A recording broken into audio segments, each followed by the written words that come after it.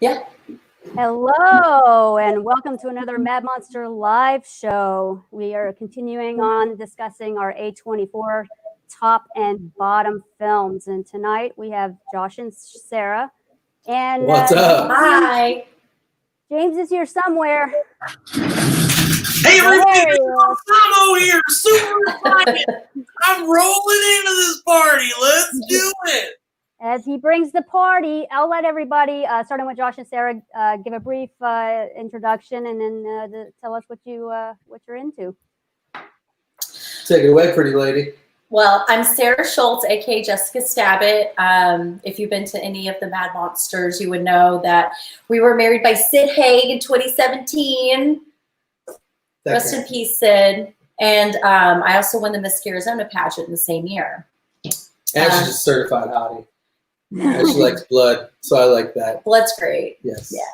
Well, I'm Josh. I'm her husband, not Twisty. I'll go ahead and swap out here now. Oh. Now that I did my cool intro, basically just kind of all around horror renaissance man. I like to do music. I like to do movies. I like to do blood and effects, and then also do some prop work here and there too. Oh yeah, we direct. We've got a production company called Morehouse Films. So yeah, there you go. Take it away, James. Hey, my name's Balsamo. If you don't know me, welcome to the party. CEO of Stabbit Productions. I know you're wondering, what's that toothy vagina behind me? Well, that's from my starring Eric Roberts. And that'll be out soon in Walmart, Best Buy, Barnes & Nobles, just like all my other films. Go to acidbathproductions.com, see what you're missing. Or if you're missing a movie, go get one now. I've got 3 new movies coming out this month. Mind Melters 2. And Sexy Time. It's a clip show of my breast clips. And Acid Bath Productions Volume 3. It's got 4 discs of movies, including Mind Melters and Sexy Time. Also Captivating 2 with Jake the Snake Roberts in it. What are you waiting for? Go to acidbathproductions.com. Now let's talk about some movies that aren't mine. We had the first few comments. We'll say hello quickly to Emily Nelson. She's new here. Hello, Emily. Hi, Emily. Hey. What up? Yeah, welcome to the party. And then Amanda. Hey, Amanda. Hi, Amanda. Welcome to the party. Hell yeah. So let's kick this off. A24 is the theme, and we'll start off with our tops and save the best for last with the bottoms. So where would you like to start? Which movie, you guys? Let's talk about Hereditary, because I like that one. You want to talk about Hereditary was incredible. Yeah, I mean, that movie's ahead of it. Hereditary. If you're watching, let us know what you think. Love it or hate it? What do you like about it? What do you hate about it? Comment. I love it. That movie was my initial impression of it was ruined. I had a bad theater experience. And the trailers had me amped up, of course, like the scariest movie of the summer. Get there, a bunch of people who aren't used to highbrow horror, laughing, making comments, like the whole environment was kind of ruined. Yeah. And it just kind of takes me out of it. I mean, there's moments that I could still appreciate because the acting is phenomenal. You cannot deny that. Even if the story, if you don't like the story, you cannot deny that these actors put their all into it. Yeah, for sure. Cinematography, as always with A24, is top notch. I can say that it did lose me in the end for sure. I could have went without seeing some of the nudity, but some or all of the nudity. So that's my quick rundown of Hereditary. I mean, ended up loving it, watching it alone. Better environment, being able to absorb it, set the mood. A tension film, basically, just a psychological tension film. I don't view it as like a slasher or a gory movie. I just see it as a tension film that just interacts with psychologically. So that's me in a nutshell. Yeah, I think the film has a lot of atmosphere, which a lot of modern horror misses out on.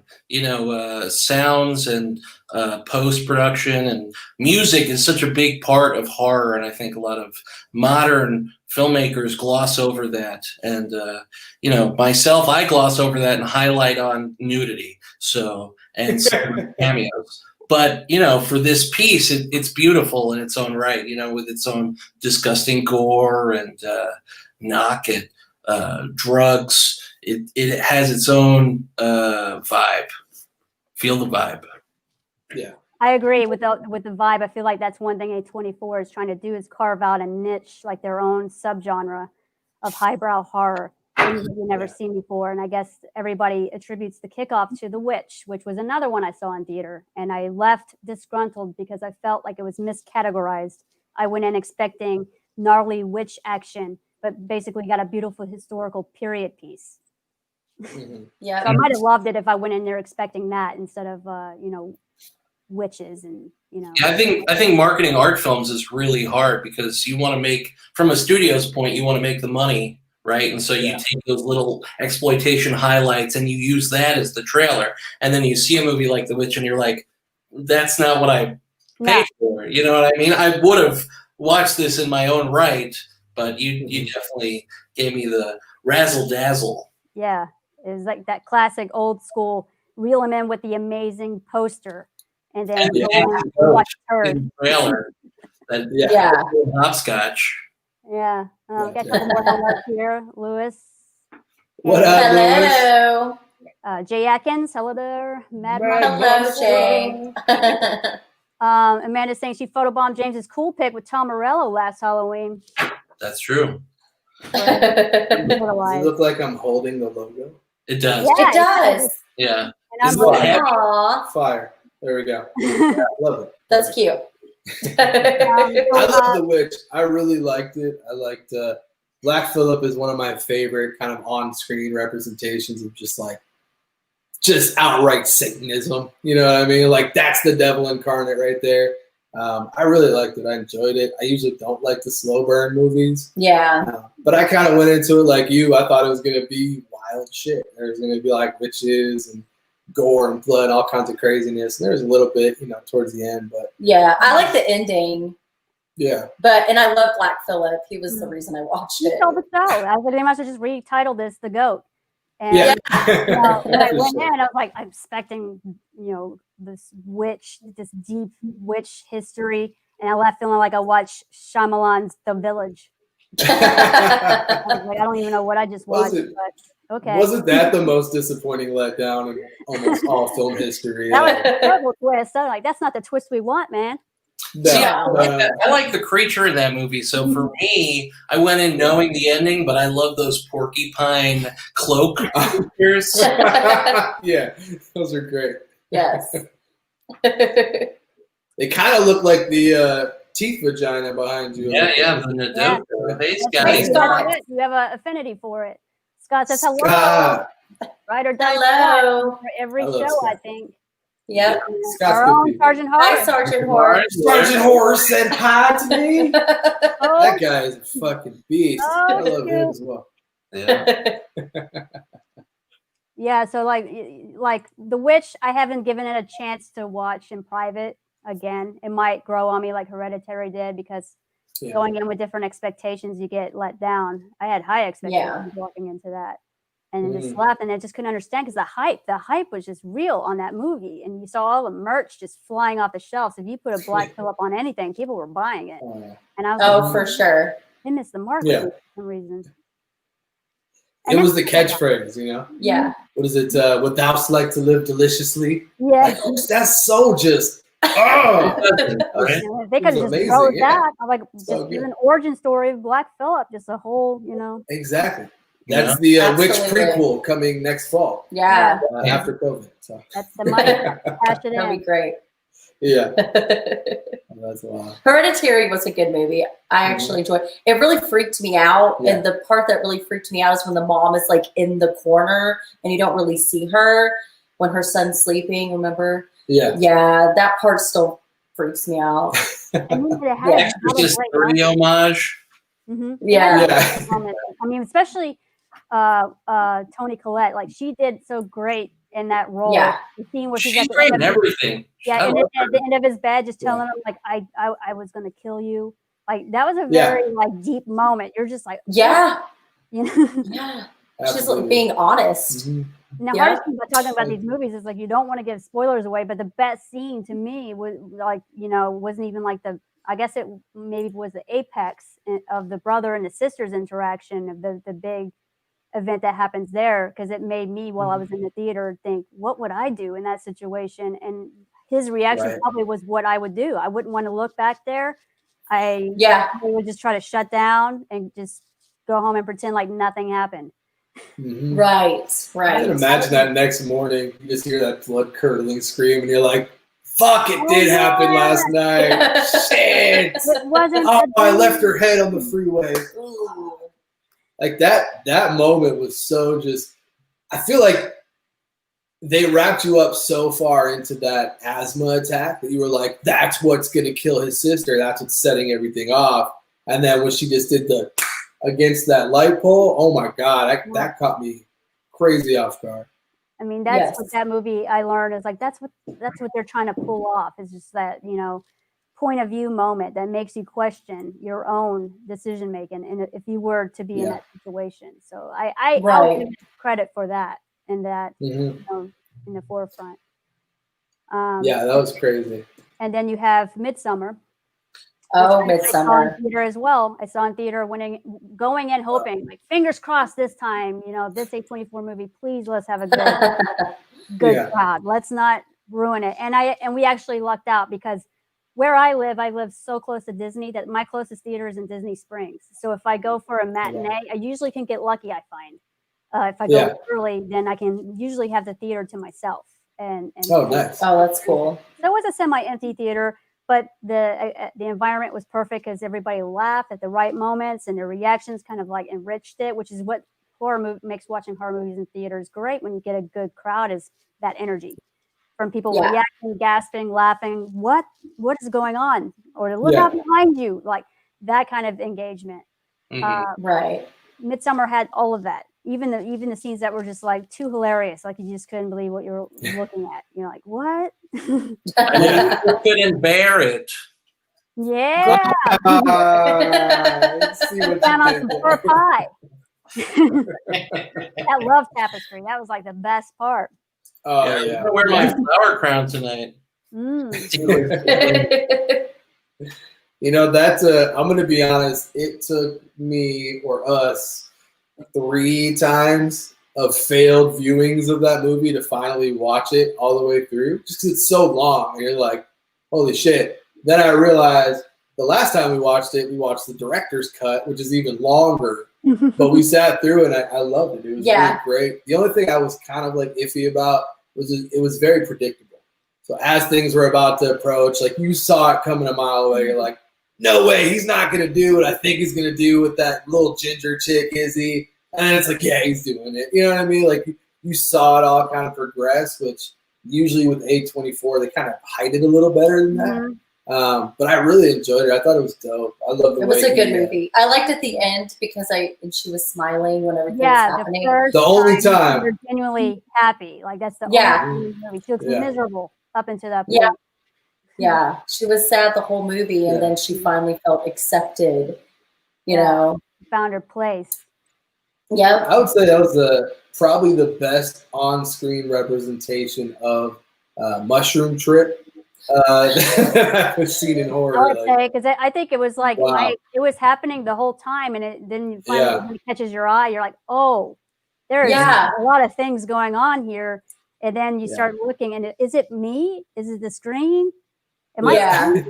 Because it was so subtle, and it was done so well, and then it just started reminding me a little bit of Black Hole Sun. Soundgarden video. Oh yeah, that would be perfectly laid over each other. Flowers, it was. That's what's so great about that movie. Every time you watch it, you'll notice something new each time, with tiny little nuances, and it's like, wow, that attention to detail. That one person's job can either be appreciated or taken for granted because no one ever notices it. 100%. True. Right. Let's catch up with some comments. We got quite a few.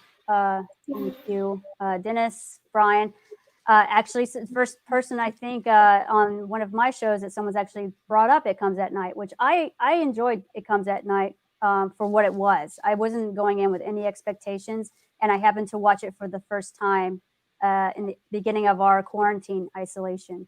So it kind of resonated with me. I'm like, ooh, this is sort of applicable. If things keep escalating and we don't know where this is going, this might be us trying to stay away from other people and then survive as a family unit in your own house. So Right. I think that's why I enjoyed it. What about you guys? There you are. I'm hiding under the bar. Every time a You comment, like, picking words. he's still here. He's still here. What did James think?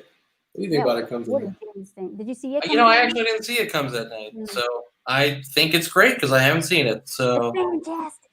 yeah, I love it. Sergeant Bauer says A24 paid a lot of money for that hype. They even convinced Poland that the director was a Satanist.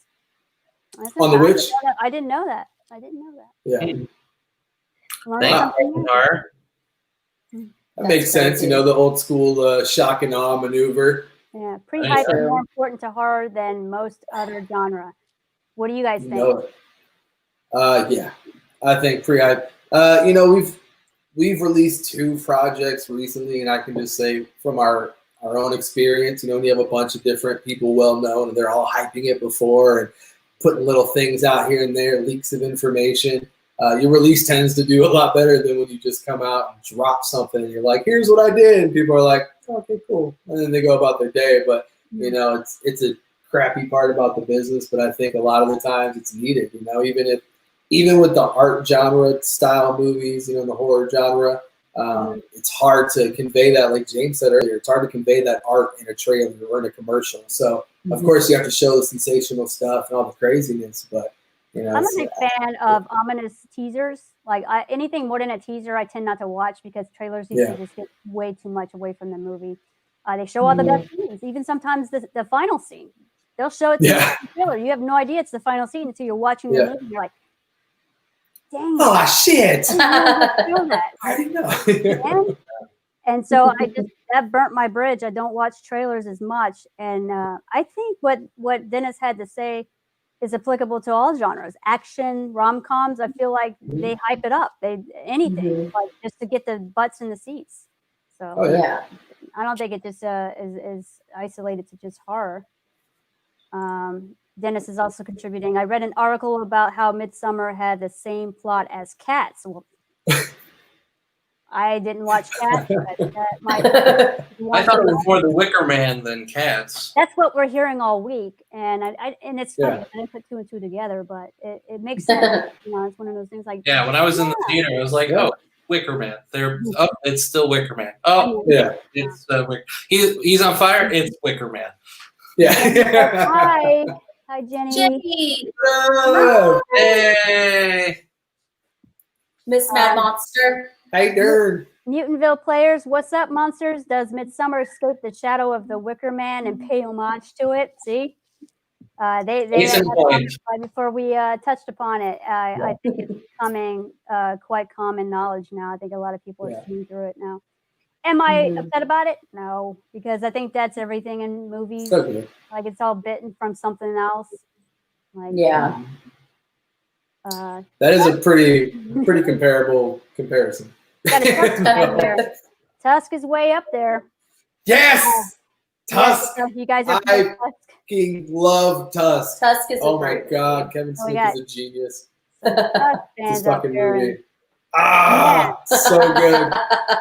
So good. Rough. So rough. Now, I touched upon this earlier in the week that when Kevin Smith first announced his first horror debut, which was Red State, I was apprehensive. I was like, Kevin Smith, man, I've been watching his stuff for 20 plus years now. Can he really pull off a horror movie? And with Red State, I felt he did because I live in a bipolar political state that is very close to what he showcases in that movie with the cult, very Waco-ish, and just what we see down here, pro-guns, pro-life, and I was just like, that's scary to me because I live in it. I see that every day. Yeah. I walk past people like this that probably live like that. So when Tusk came out, I was like, okay, let's see what he did okay. And I watched it and I was like, I don't even know what I just watched. I have no idea. It was disturbing. I'll give him that. It was definitely disturbing, but too outlandish.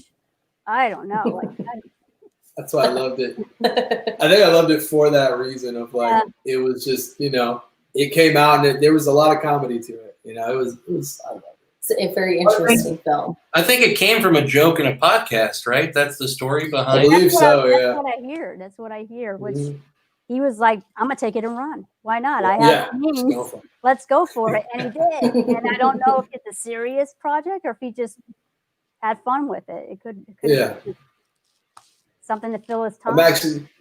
actually one of my buddies on Facebook owns the suit from Tusk. What? And he's just got it displayed in his room. This huge fucking walrus coming off of his wall, like that teethy vagina behind you, James. Oh, And it's hilarious. And he's got the whole face gear and everything. it's Oh, definitely a conversation. It's crazy. Yeah. Yeah.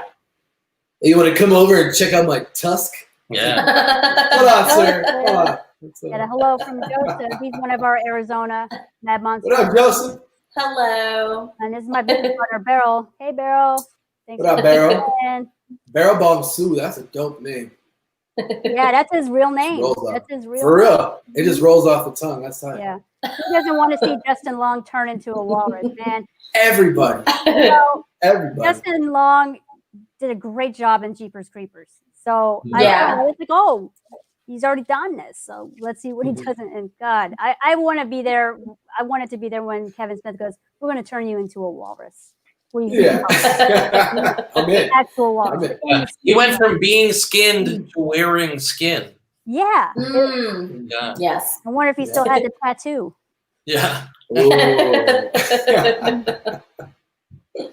From waiting in a restaurant to waddling in a walrus suit. God loves No. bringing this up. Watching two dudes in walrus suits fighting to Fleetwood Mac's Tusk.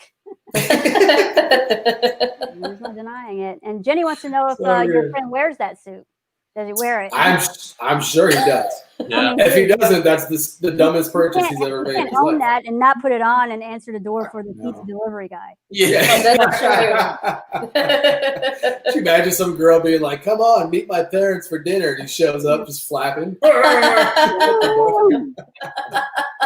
That's the tooth. The whole tooth, nothing but the tooth. You're a very punny man. Joseph said it was it was an ad, some Canadian bar. Him and Scott Mosier talked about it. Oh, for the idea? Oh, okay. And then lots of waving emojis. Yeah, Oh. waving or clapping? You know, I always get confused. I speak fluent GIF. I am still learning emojis. Yeah. I think that's That's such a weird wave. Who waves Yeah. like this? It's that's like this. this. This one. I use it a lot, but I don't know But what it's it means. moving. I could be using it wrong. I don't The know. dude from the labyrinth. Oh, That's on her shirt. Hey, oh shit! I didn't even. That's my dude. It was subliminal. I must have seen it. I Already. am a walrus. Cuckoo, cuckoo. Joy Marshall says hi. Hello. What's up, Joy? Hey, Oh Joe. boy, Dennis, you like yoga hosers? Ah, that one. He said, "Oh." You know those two link together. Sausage link. Ugh. Yeah. We went from disturbing to I don't even know what I'm watching now. Yeah. Okay. It was like Bizarro Clerks. It's like, is that how they run convenience stores up in Canada? Yeah. It's a good possibility. Though. They're too Now nice. we got a bunch of sideways laughy cry faces times 4. That's the You're real- really laughing? You're really getting into it? It's like So that we're kind of- Snapchat filter game where you have to match everything. Mm. Yeah. Like, I feel like I'm definitely getting out of touch with technology. I'm trying to keep up, but it's moving too fast. So every time something new Very comes good. on, Yes. you got to go Google it, make sure you're using it right, or watch a TikTok video. That's how I Like get they my. use the Googles. Yeah, I gotta look that one up. What does that one mean? No, like I mean, people want to do the argument with the poo emoji versus the chocolate yogurt or ice cream emoji. I'm like, it's poop to me. Yeah. Yeah, that's Yeah. poo. That's not ice And cream. Joseph is looking forward to seeing Moose Jaws from Kevin Smith. I haven't heard anything about this. I guess I'm living under a rock, but it sounds Canadian-ish. Let me hop on the Googles. Hold on. This will be The a trilogy. Googles. This is a continuation from Tusk to Yoga Hosers to Moose Jaws. Whoa, that's quite a spread right there. Yeah, I don't. He's taking it and running. What else we got here? The killing of a sacred deer. What did you guys think of that? Good psychological movie for sure. Very awkward at times, just to see the relationship between the boy and the doctor on screen is very like, what underlying thing is The happening? dialogue was very awkward. Yeah, I was like, I love a good dialogue heavy movie. I really appreciate it. But I'm like, who talks like this? Especially at yeah, so polite, so well mannered. And the whole Yeah. time I was waiting for the other shoe to drop, because in the beginning I was like, is this an illegitimate son that he's trying to hide from his family? And then it's not that at all. And then it was a heavy cast too, with Colin Farrell and Nicole Kidman and Alicia Silverstone making an appearance. I was like, this is crazy, you know. yeah. They got that kind of pull where they'll pull somebody in for just 5 minutes, which happened in The Monster. I saw in the cast, I'm like, oh, Scott Speedman. Haven't really seen anything he's done since Underworld. He's on it for like 5 minutes. He's barely. They just want that name on the credits. Yeah. You know what I mean? They want to be able to put that on the poster. I thought that was a good movie. I don't remember too much of it. It's been a while since we watched it. I just do remember the awkward parts. Yeah, it was very interesting. It was one of those things that like it left, like it made you think, like, what is going on? It didn't spell everything out for you, and I could appreciate that. It didn't go into deep, like what was happening, how was it happening, how was this kid doing it. It didn't really go into any of that. It was just like, this is what's happening because you did this to me. It was like a movie about karma, except for karma was controlled by a teenage boy. And the hilarious part at the end scene, I'm like, could you have picked a better way to randomly kill somebody? Like, even when it was beginning, I'm like, how is this even going to work? He's going to have to fire like 20 shots. Yeah. Are the neighbors going to call the cops? I was even saying out loud, I'm like, the cops are going to get there before he even, you know, and doing what he's supposed to do. Yeah. I guess that was supposed to build up the tension. But overall, I liked it. I watched it the same day because I had watched most of the list except for Enemy, Killing of a Sacred Deer, and The Monster. Oh, and Blackcoat's Daughter, I believe. And I watched Blackcoat's Daughter and Killing of a Sacred Deer back to back, and I was like, Blackcoat's Daughter. That was terrible. The timeline jumping. I could tell what was happening in it before they were spelling things out, but they kept jumping back and forth. I'm like, why are they doing all of the timeline made no sense. I'm watching basically Sabrina the Witch from Netflix series with snobby American Horror Story girl. You know, that's all I could think when I was watching it. And we didn't get to watch that one yet. It's okay. I mean, it's not amazing. The concept, I think, would have been great if we would have seen more of the supernatural side of what they were like iterating or getting around to. But yeah, in the end, I was like, I don't even know what I watched. The ending just left me feeling like, what? I had to look up the ending, like what other people perceived the ending was. And that's when I know the movie didn't engage me or didn't make any sense. Because I had to Google, like, what was up with the ending? Like, you know, what was that? Because I, pieced it together, but I was like, all right. Leave it at that. I did that with Once Upon a Time in Hollywood. That was the first movie where the ending confused me so much. I was like, wait, what the fuck? Hold on. Yeah, that was wild. There's only been a handful of movies that maybe do that, like the abrupt ending. Like, what happened? What? Yeah. Like, what did everybody else think happened?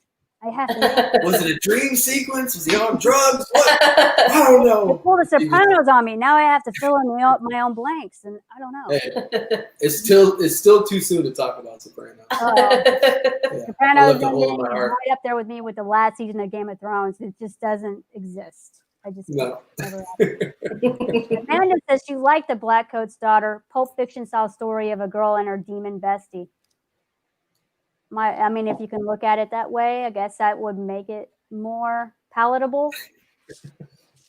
I wanted to like it based on I'm reading the synopsis, but it just did not hit it for me.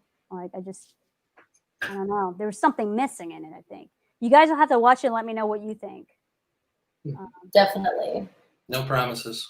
She said she did have to watch it a couple of times, so I might have to give it another go. But again, this is one thing I hate that's happening in horror is that I feel like directors or the studios are relying too much on names instead of the story itself. So they're like, oh, the story's kind of weak. Well, let's put somebody in there that's popular. It'll make people want to watch it. And I feel duped. Yeah. Like, wow, you're like duping me into watching this because now it's like, well, it's got to be good if this person signed on for it.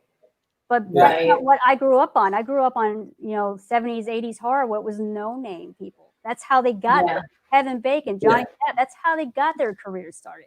That's how horror should be, in my opinion. It shouldn't have A-listers. Shouldn't have big names in it. Yeah, I think that's what totally agree.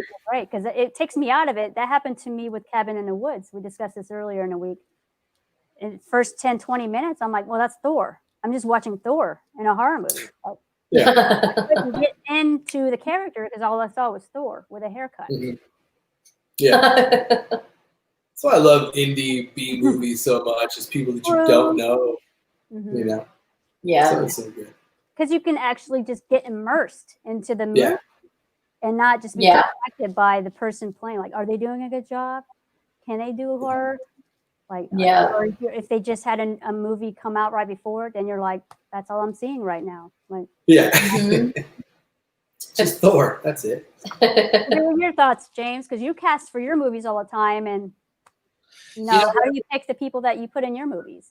You know what? It's hard. It's a vicious cycle because you need the name to get the viewership, to get the sales, to make the next movie that you want to make. So you need to put in those names, even if it's only for a scene or something, so more people will know that person and buy or watch the film. So that always affects the art. There's the problem between being an artist and being a business person. And so that's why a lot of those celebrities get put into movies. And that's why I put a lot of celebrities, if it's only for a scene or something, and I put them on the name of the box because people recognize a name like Marky Ramone from the Ramones or Tony Todd or Tom Savini, people that have all been in my films, and I slap them on the title because they go, hey, I know Candyman. Hey, I know Tom Savini. And then they're only in it for one scene because what it costs for one scene costs a major budget that has millions of dollars. It's nothing for them. For me, that's my whole budget. So for you to watch the movie only wanting to see it because Tom Savini's in it, it's not that it's such a dupe. It's that it's a sales tactic so that you can see the art. And it's an exploitation tactic that big companies use and smaller companies use, and myself I've used and still use. But Eric Roberts, we shot with him for 4 days for this, so he stars in the movie. You know what I mean? That's something that I really, it rubs me the wrong way when people say, I got tricked. They were only in it for one scene. So I got Eric Roberts to star in this movie, It Wants Blood, to try to combat that complaint. I mean, you're living in a day and age where clickbait is rampant on YouTube. Like, that is the way they get their clicks. They'll trick you. They'll clickbait you. And then you watch the whole 15-minute, 20-minute video, and you're like, I can't get that time back. That person just told 20 minutes of my life. I was waiting for whatever was in that thumbnail, and it never happened. And I think we groomed our fan base to expect that now. So I put it as a smart business tactic because that's what we kind of groomed them to expect now. We kind of did it to ourselves by doing it. But the truth is, if you didn't waste your life on that 15 minutes, you would have pissed it away somewhere else. I love that complaint. I wasted my time. You would have wasted it scratching your ass, doing something else. I would have been gratified. I would have been gratified or something else. So that wasting your life, living your life, and then you could complain to other people, hey, I wasted my life. You have a conversation now because this other person has wasted their life, and now you're bonded over this wasting life moment together. So now you have a new friend from hating A24 movies like The Lighthouse. Yeah. Oh, are we going to go there? That was an amazing segue, by the way. Fucking kudos. So, Lighthouse. Yeah.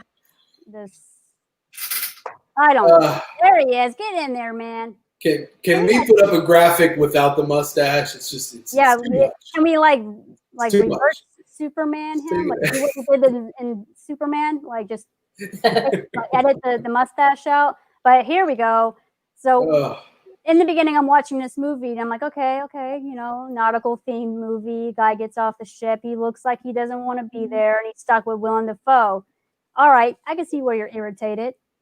Talking like he's a pirate. I don't understand. Like, pirate talk? Where's this coming from? And then it just escalates, and he's getting very ornery. And then when you hear that he's only there for 4 weeks, I'm like, dude, 4 weeks? And you're getting this bent out of shape? Like, you can't hang for 4 weeks? That's got to be nothing back in those days.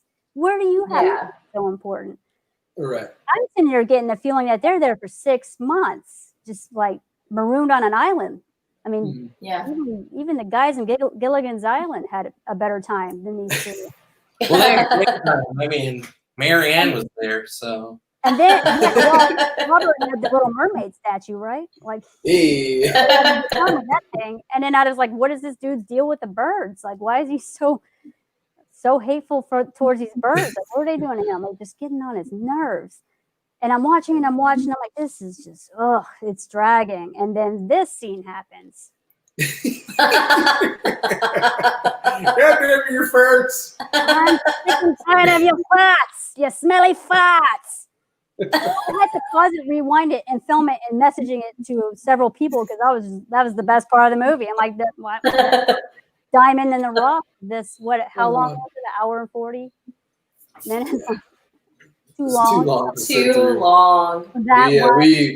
We pulled out. We pulled out prematurely, and we did not finish the film. That's how bad it was. William the other night brought this up, and now it's been dubbed the Fart House. Perfect. That makes sense. You know, it's going back to our previous subject. If I don't mind good gimmick casting, as long as the character has significance or that one scene has a good payoff, you got this. Yeah, I agree. Do what you got to do. Chuck Norris, right? Thumbs up, you know. Yeah. Green Goblin teaching a shiny vampire how to clean. There you go. You don't need to watch it now. You got it. Yeah, that's pretty much it. Basically, that's all we saw. Yeah, you didn't mop this floor. You didn't swab it. I will say the cinematography is amazing in that film. I mean, that's the only saving grace, you know. Well, it better be for the amount of money that I hear was relegated for the camera alone. The 1920s camera. Yeah, it's like, well, your budget went to your camera, Willem Dafoe, and Robert Pattinson, and then they need half their money back for Robert Pattinson just for that mustache.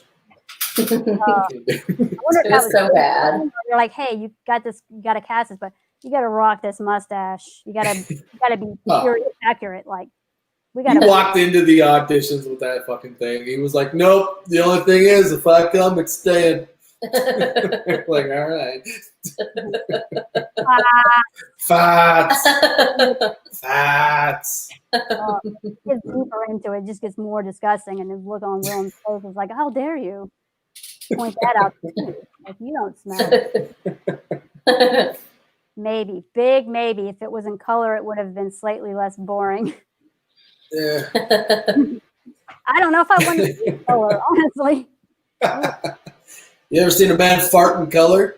It would have been like in Disney Smell-O-Vision, you know, just like. Ew. That's the next thing. Oh, what? Gross. 4D theater. I don't know if you guys ever experienced this, but. No, I haven't. There's a 4D theater down the street from me because I live in tourist capital, so of course we would have that. And I watched Godzilla in 4D, which the seats move and it's haptic, so you feel it happening. The smells are pumping smells and bubbles and lightning and water. Every time there's a water thing, you're getting sprayed in the face. That's cool.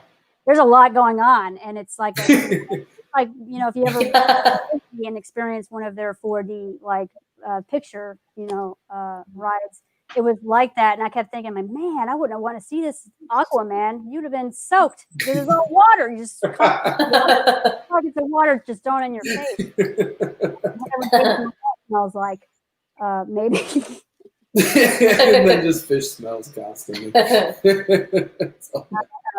Still think Willie D would make a great Joker. I'm not quite grasping. William Dafoe.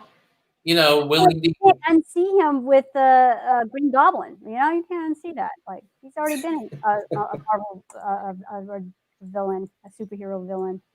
Yeah. We got so many more in the reserve. Let's go. It's It's true. true. Clap, clap, clap. What did Godzilla smell like? Also, don't watch The Lighthouse.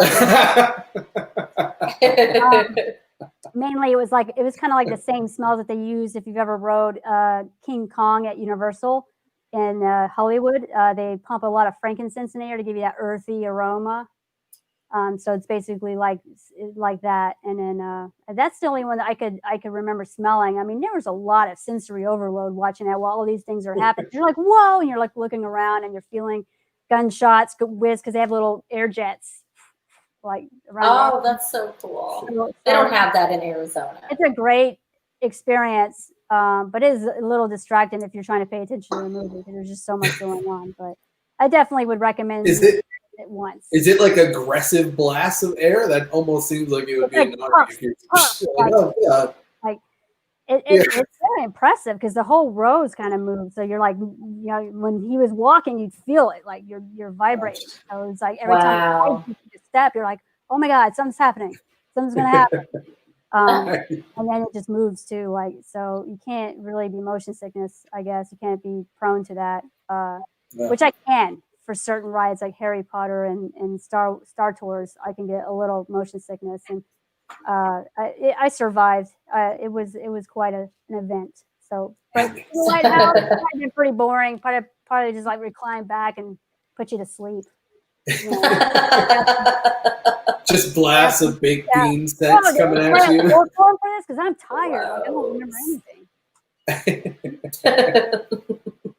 So gross. So yeah, unanimous. Like, I do have a screenshot here of what the polls are currently showing on the madmonster.com, and Hereditary's in the lead still, 26%. The Witch at 18%. Midsummer jumped ahead on over The Witch at 19%. It Comes at Night up 2%. Lighthouse 7%. Lighthouse over It Comes at Night. There's something wrong. Tusk and 7% of you are wrong. Yeah, 7% for Tusk, 10% for Green Room. Life. Is this Robert clicking the button? Mm-hmm. It's just Robert Patterson clicking the. Yeah. Oh yeah. Me. There are a few viewers that tune in several times this week that have come to Lighthouse's defense, and I have to give it to them because I would not admit that. We all have those like secret closet things that we like in secret, don't want anybody knowing. That would be one of them if I was like, yeah, kind of dug it in secret. Because this needs to be openly disliked.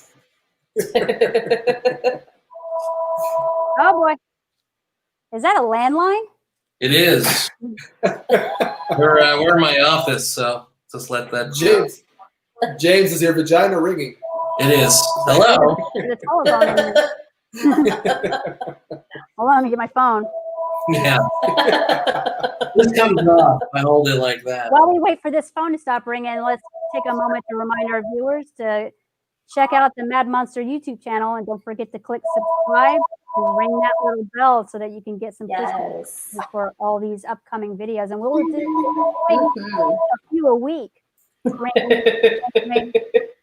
Next week, of course, we'll do Blumhouse. If you're a big Blumhouse nut, that is the time to tune in and speak your mind. Oh yes. Hello.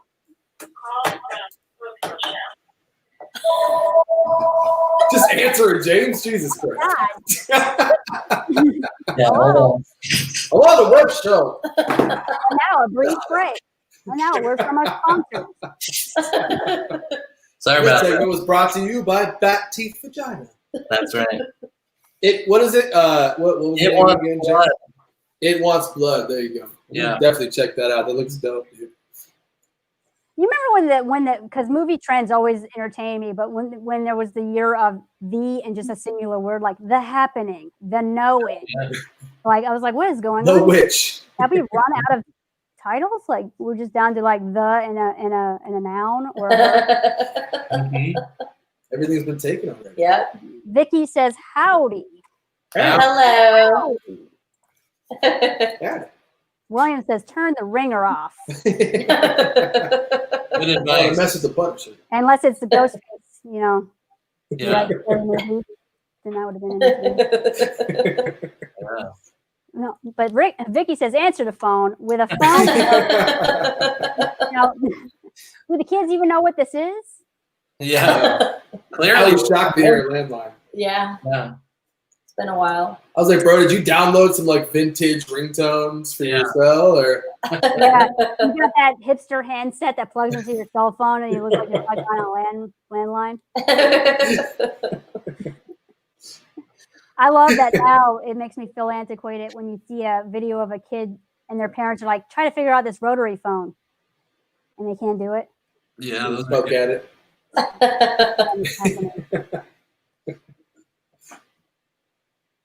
Now we got Joseph Incognito going as the Rumble Dragon saying, how about the fact there are 3 Halloweens? I'm not sure. Explain. Yeah, do elaborate on that. What do you mean by 3 Halloweens? Do you mean 3 separate Halloween universes, such as Rob Zombies and then John Carpenter's, and then all the stuff that he just forgot about and then came back and then did another movie? Is that what you mean? That's a question you should bring up next week during Blumhouse. Yes, there you go. Yes. Oh, you know what we just Thank got you, though? Plan. We just got in the horn that Michael Myers uses in Halloween 2 to stick the biker dude on the front of the truck. From Sons of Anarchy. Yeah, Tibbs. His name Oh. Tibbs. Yep. Pretty good. I can't remember. I his think. real name. Fun props. I just got some Halloween socks in today with some Phantasm socks. So I'm pretty excited Oh, about yeah. that. You're having a ball now. I mean, I have an extensive horror sock collection. I can't stop. I see what you did there. I was waiting for the this guy's real punny. Watch out. Everything's a On pun. the edge of my chair waiting for the next one. No, it's coming. That's a tall order. Levi's in the Oh. house, and he is talking about Halloween 78. Levi. Levi. Hello. Hopefully, There you go. man, elaborate on some A24 stuff, Levi.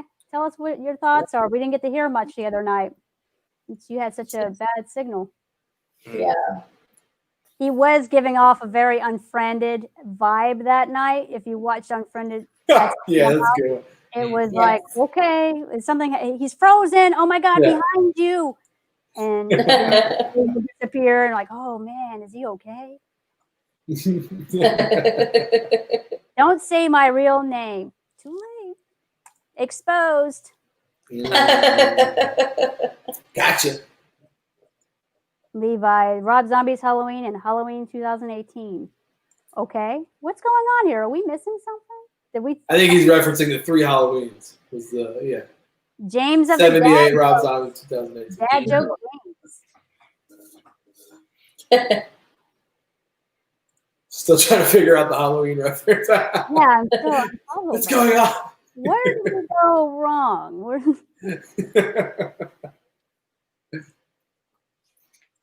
Yes. Guess what? Levi got it. Yes. They're Yes. talking to We're us. having a sub conversation. Yeah. AB conversation. We got to see our way out of it because Yes. obviously. A24 guys, come on, bring up some A24 comments, interact, engage. We kind of blew through all of our. I did see one on the poll that you didn't talk about, was Life After Beth, and I actually liked that one. That was a pretty good one. Yeah. I What's her forgot that I name? watched The it. big-eyed girl. Aubrey I Plaza. forgot. I forgot What's her that name? I watched it. Aubrey Plaza. Yeah. Aubrey Plaza. There you go. One Yeah. of the most awkward women in Hollywood. Dude, Yes. she had a glow up on Parks and Rec though, because she looked rough in the first season, and then all of a sudden she started blossoming and kind of that is her identity, and then she kind of carries it over to like, was it Mike and Dave Need Wedding Dates? Yeah. Mhm. That was I a love good that one, too. I love that. Yeah. So good, underrated. I don't feel like a lot. Every time I bring it up, like I've never seen it, I'm like, you have to watch this movie. Yeah, that's funny. That's a If you're good into one. that kind of comedy, because it is out there Yeah. and raunchy. Look it. All right, so since we have a little lull in the comments, why don't you guys discuss some film? Like, would you film aspects A24? Like, what would you do different if you had to say or to or the power? If James Balsamo casted Midsummer, who would you put in the bear costume? Probably the corpse of Vern Troyer. The corpse of Vern Troyer. Yeah. Ooh. I was not expecting that so rapidly to come out. That's my casting choice for all A24 films. Well, it was funny that you asked that because I don't know if you've been following, but Peter Morton, also known as Mordso, has been championing Midsummer. So I was like, man, it's so hard about this movie. I didn't realize that he was actually in the movie. Yesterday. That's a grisly sight right there. Whoa! But yeah, like as far as casting, what would you have done to make the lighthouse better? Anything as creatives in the film industry. Jessica, what would you do better? Would have not made the lighthouse. Scrap it, like That's how you fixed it, by not making it. Like, just not do it. Just don't do it. Leonardo DiCaprio would have been good, I think, in that film. Yeah. Opposite of Willem Dafoe. would it have been more, I guess, entertaining if they elaborated more what was going on, or if there was more interaction? Maybe if there was another guy on the island they didn't know about, that could have just. Yeah, it would have been cool. It was too. Yeah, I mean, it was. It's like I don't even remember. It was just too slow. Yeah, I don't remember what it was about. I just remember the birds. Like he was mad at the birds. And I'm like, no, you shut this off. But I think maybe they get stuck on the island, and then it's like an island of cannibals. Ooh, and they don't know anyone's there, and it's back in the 20s. Cannibal Lighthouse. Yeah. Or even just go back into that Greek mythology of the sirens, just summoning the boats and shipwrecks. Yes. And waking up the shipwrecks and be like, oh, this lighthouse is not doing its job. These sirens are better than this lighthouse. They're still coming and hitting these rocks. Now we got an island full of people. We don't know what to do with it. Levi Tinker comes in with, I was hoping to give Midsummer another chance with the director's cut, but since they apparently oversold the A24 release after I already got the shipping notification, I won't be seeing it now, maybe one day. That is unfortunate. That sucks, you know. Levi, I can send you a link if you'd like. Yeah, there you go, Levi. Hit Josh up. He can hook you up so you can finally see this director's cut that you should see. Director's cut. Starting with, phones, devices, listen to everything you say. And because there's so much A24 content going on between my socials and my phone, I am now getting ads for A24 merchandise on my Instagram. Of course. Like, buy the Hereditary picture book. Like, yeah. Hereditary? Or should I just watch the movie again? Harold Bonsu says Sean Bean, if he was in the bear suit, just add to his list of deaths. That would be a great. I don't think he's had a death by becoming a bear hybrid. Levi says yes, please. So you guys should connect after. And I got you, Levi. One of the most sharp-dressed man in Mad Monster. I got you. I need to hear Levi's take on this. I look forward to hearing things because he's such a cinephile. I always like hearing people's point of views. Nubbins says, hey, y'all. Nubbins. Hi. Nubbies. Forever infamous for making the news in the airport in Arizona. Oh, yeah. Good times, good times. Levi or seen in my film Cool as Hell too. What's that? Or Nubbins is also seen in my film Cool as Hell too. I did not know that. He is. Does he have his own IMDb? I believe he does. Yeah. Just look up Nubbins. I've seen it. Yeah. Oh, that's cool. Yeah. That's a first, right? That's got to be a first at something like that. Yeah. The reason COVID is still around is because Sean Bean hasn't died in a movie yet. Well, Sean Bean better get on it.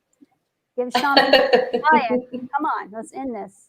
It could be one of those YouTube things. I don't know if you guys have seen of these celebrities are so bored that I just saw a great one that was reenacting The Princess Bride. All these celebrities, Yeah. like seconds of the movie, and they were using That was killer. they made. I'm like, this is great. We should just do a bunch of this now instead of reality. Yeah. Love They're it. bored at home playing make believe.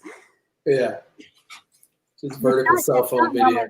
Too, all the stunt actors doing stunts with the celebrities like Zoe Bell and all that. That one was a great one. That was dope. Yeah, that was a good They one. did a really good job with that. It's like, see, you don't need $1 million budget. You just need your iPhones and some props. Just $1 million actors. That's all. Yeah. They're doing this for fun now. That's the difference. Yeah. They're doing it for fun, not the money. Yeah.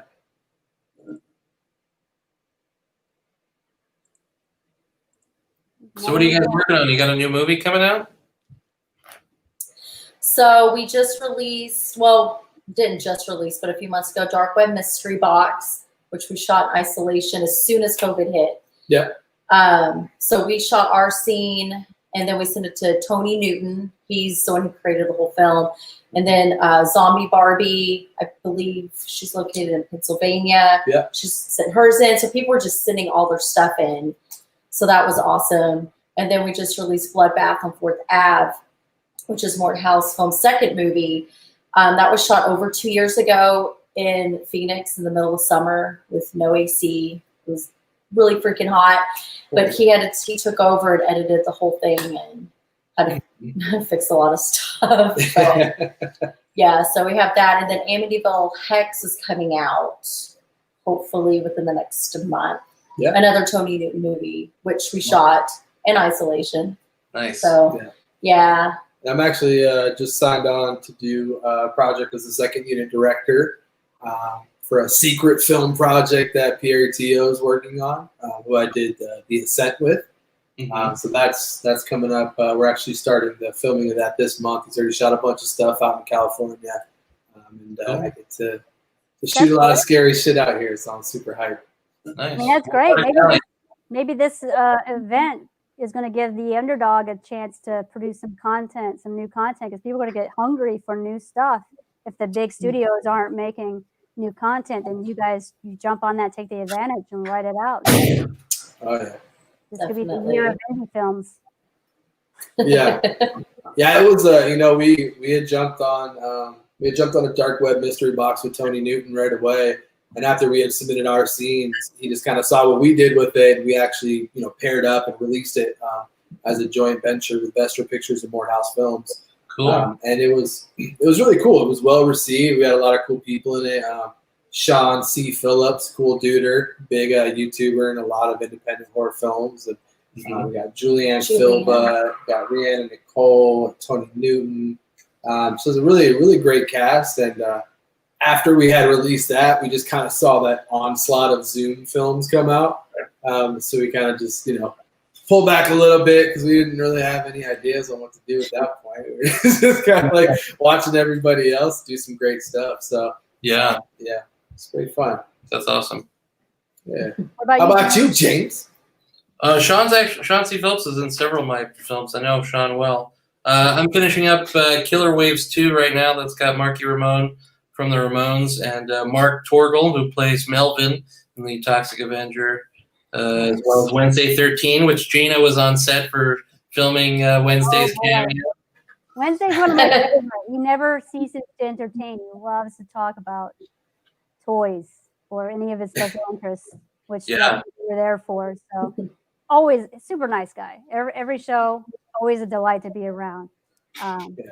So that should have been fun, right? He likes to dress up in costumes. I'm not super familiar with his music. I'm familiar enough, but never seen him perform live to realize that he dons masks and personas too. Yeah. He's like a heavier Alice Cooper. Heavier. Yeah. So does he dress up in your movie, or is he just playing? No, you were there. He doesn't dress up. In the movie? I wasn't there for your movie. Yeah, he did the cameo after we filmed the toy thing.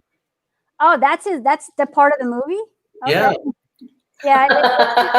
If you guys can catch this promo for Zappers.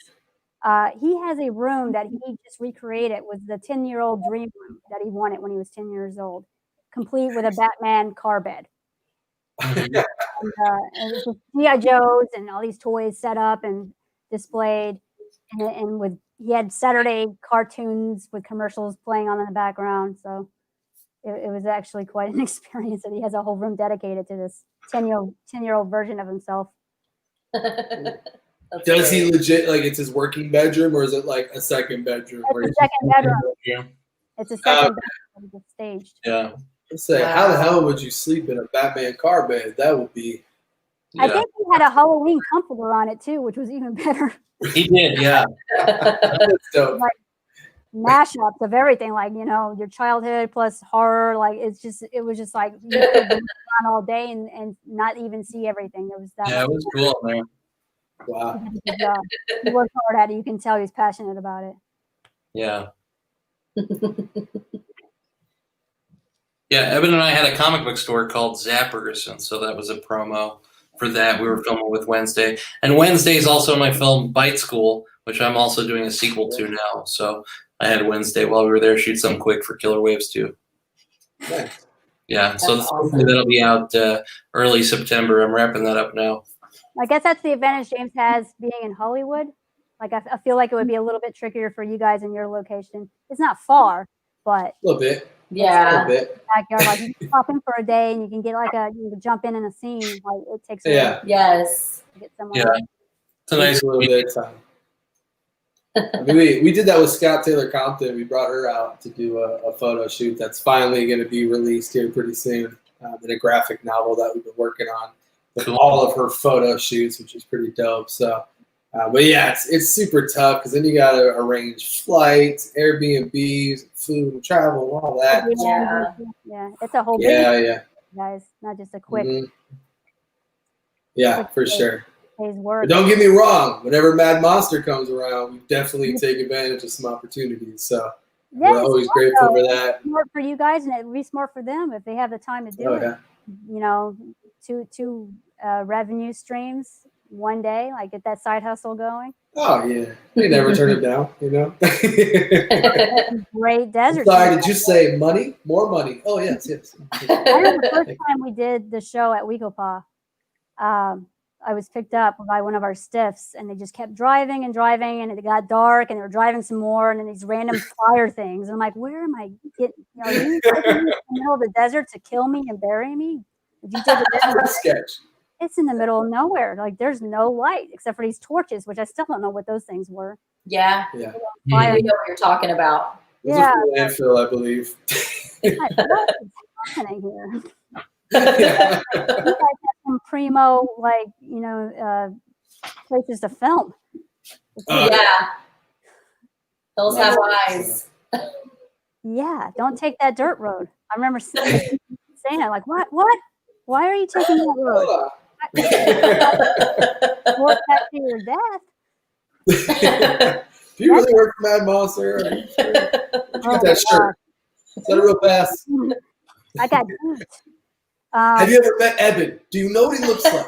No, I'm not taking this car with I got the wrong car. you. But yeah, Hills Have Eyes is one of those movies that ranks pretty high on a creepy factor for me, because any movie that you can think would happen in real life, as far as like incest and nuclear side effects, I was like, you know, that isn't probably a far stretch, and that's even scarier.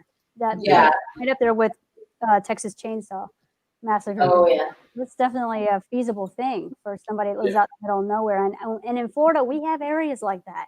Jeepers Creepers isn't far off from the truth. The county might have been made up, but there are people like that. Not the creeper himself, but the people that they're engaging in. Yeah. That stuff's scary in real life. You're just like, what's wrong with them? They're not all there. Yeah. Don't turn around in their driveway, because they will follow you. Yeah. It's too funny. So we just passed our hour mark. Anybody else have anything to throw in or add? Or No, I don't think so. Go to our website. Oh yeah. Yeah. You can see. Feel free. You can check out any of our film projects on morthousefilms.com. If you're into horror-themed clothing and accessories and satanic shit and all that. True crime. True crime. Oh, yeah, we got some crazy true crime stuff. You can go to gravedirtclothing.com, or you can find us on social media, pretty much anywhere. And James already did a great spiel at the beginning, but if you feel like you should do a... Yeah. Hey, everybody. James Balsamo here. Thanks for listening. Thanks to Josh and Sarah. Thanks to Gina for being amazing, as always. But really, thanks to me and my vagina mouth monster for making this so much fun. If you want to be my friend, go to acidbathproductions.com. Find me on Instagram. I'm James Balsamo. Go to @James Balsamo, then we'll be friends. Like all my crazy posts with me and celebrities and rock stars and behind the scenes footage from my wacky movies. What are you waiting for? Thanks so much, guys. It's been a blast. And A24, keep making movies. We'll like some and some we'll poo-poo on. But what are you going to do, right? That's filmmaking. Them's the breaks. And also, again, don't forget to go to our YouTube channel, subscribe if you haven't already, hit that bell so you can get those notifications and don't miss out on any upcoming shows. Don't forget to vote and participate. This will be the... Yes, please vote. Yeah, let's see some numbers go up here. Like, let's get some competition going. Hereditary isn't that easy. I feel like, Midsummer could give it a run for its money. Yes. And then also do some homework. Get ready for Blumhouse Week, because I think that's great. Can't wait. Extensive. Super excited for that. Blum, blum, blum, blum. Yeah, Blumhouse. I love all of them. Blumhouse definitely impresses me with their production, because I was watching the Hulu Into the Dark series. They were releasing a movie a month themed on whatever holiday fell in the movie. And I was like, this is crazy. They're doing this plus feature films plus other little side projects. Like, how is this even happening? Always working. It's a machine. That's a machine. That's Yeah. a machine. So I'll give them props, and I look forward to diving into that catalog, because I thought I went into this watching all of the A24s. I thought I saw them all, and some missed my radar. Then I went to the Blumhouse, and I'm like, I have to watch a couple because I didn't have enough for my bottom. I had to fill out the 5 top and the 5 bottom, and I just didn't have enough. Yeah. I had to rewatch some of them because I was like, I remember hating it, but I can't remember why. So I gotta go through this again, take one for the team. So yeah, go to YouTube, definitely subscribe, and tell your friends, share. We're trying to grow this. Help us grow it. Share, subscribe. The bigger we get, the more content we'll put out, the more of these we'll do in the future. Can't beat that. Got to keep horror alive, keep the spirit alive. I'm just hanging in there hoping Halloween isn't affected by this, but it looks like it might. Don't you ever say that again. No. Halloween will never Halloween be is around in my house, but to kill the spirit, I hope. Mine too. Yeah. I feel like if anything takes a hit, it should be Christmas. Halloween. Yeah, fuck Christmas. We don't need that. Fuck that shit. I'm gonna be really upset if Christmas goes. What if we did Halloween Miss, where like you just Halloween gave Miss. presents for Halloween, and then we just make it a month long, like Hanukkah? I did that once, and it was like, wow, we should do this more often. Did you? That's awesome. I often joke that like after Halloween, maybe Thanksgiving, I could hibernate, take some of that hibernol that they talk about on SNL, and then wake up. Part of the new year, like I wouldn't even miss it. And my birthday is 10 days before Christmas, so that's part of my animosity towards Christmas, because my thunder gets stolen every year. 10 days before, everybody's preoccupied. Well, what we got Christmas to plan for? We can't come to your birthday party. We're gifts. And you also December birthday. December birthday too. Yeah, you get I know the pain. Birthday present. I'm like, okay, July birthday. Remember that, because you're getting a Christmas/birthday present in July. You're gonna nothing /fuck you present next time. That's what you're getting. But thanks everybody for tuning in.